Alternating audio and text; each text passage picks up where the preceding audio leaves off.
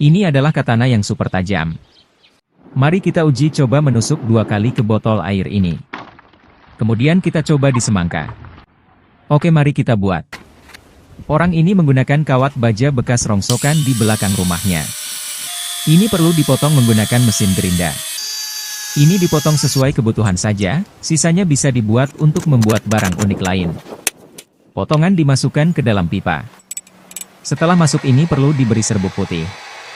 Kemudian baru dipanaskan sampai kemerahan. Kemudian segera ditimpa dengan palu agar besi memadat.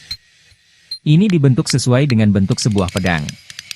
Dan setelah sesuai dengan bentuk yang diinginkan maka perlu dipoles dengan amplas merah. Amplas ini ampas kasar. Poleslah sampai halus agar bentuknya bagus dan bisa untuk digambar. Kemudian segera dicoret menggunakan spidol. Setelah dicoret maka ini akan dipotong menggunakan gerinda. Potonglah dengan bentuk yang diinginkan. Kemudian bagian bawah perlu dibentuk runcing. Ini untuk pegangannya. Kemudian digaris bagian tengah untuk mendapatkan pola garis yang bagus.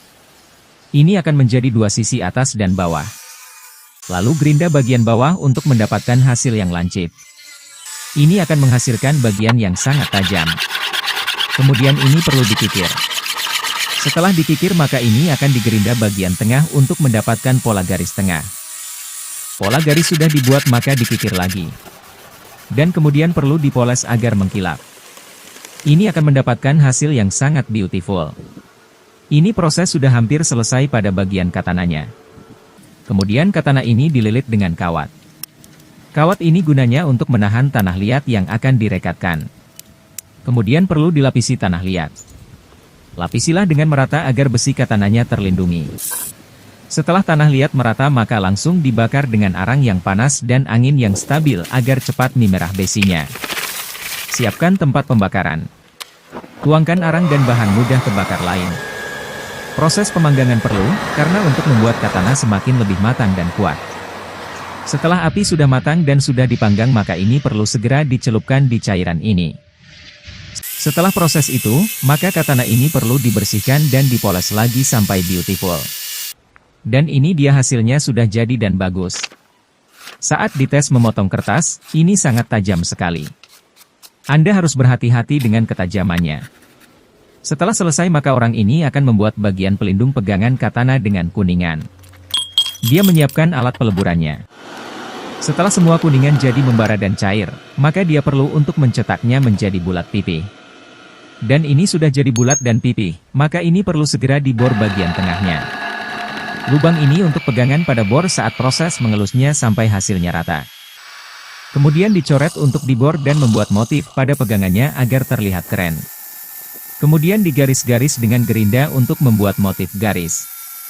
Kemudian diperhalus lagi dengan kikir kecil sesuai besar garis. Ini dikikir untuk lebih mengeratkan cairan hitam. Setelah itu dikasih cairan hitam yang bisa mengeras pada sela-sela motif. Cairan ini perlu diratakan di sela-sela motif. Ratakan sampai rata. Setelah rata dan keras ini digosok di kayu dan akhirnya jadi juga beautiful. Kemudian perlu sebuah kuningan persegi untuk membuat kancingan pada depan pelindung tangan. Ini perlu dilubangi pada bagian tengahnya agar bisa masuk ke katananya.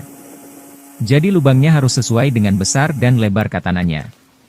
Haluskan lubangnya dan bentuk bagian luar sesuai dengan bentuk yang bagus. Setelah jadi pada kancingannya maka orang ini akan membuat pegangan katananya. Pegangan katana ini memakai balok kayu bekas dan dipotong sesuai dengan yang diinginkan. Kemudian mal besar sesuai besar bagian bawah katana. Ini ditatah dengan tatah sampai terbentuk hasilnya. Buatlah cekungannya dan bakar pada bagian bawah katana untuk mendapatkan hasil yang pas pada lubang pegangannya. Lakukan hal yang sama pada potongan kayu yang satunya. Kemudian buat lubang dan beri lem antara 2 kayu itu. Pengeleman perlu lem yang kuat dan rata. Setelah jadi dan katana pada bagian bawah sudah bisa masuk, maka bentuklah kayu itu sesuai dengan besar pegangan pedang pada umumnya. Setelah selesai maka pada bagian bawah kayu perlu direkatkan kuningan agar tampilan menarik. Kemudian buatlah sarung pegangan dengan kulit dan dijahit. Jahitlah sesuai lebar dan panjang pegangan. Ini penting karena untuk menghasilkan pegangan yang nyaman saat digunakan. Kemudian dimasukkan sarung itu ke pegangan kayu itu.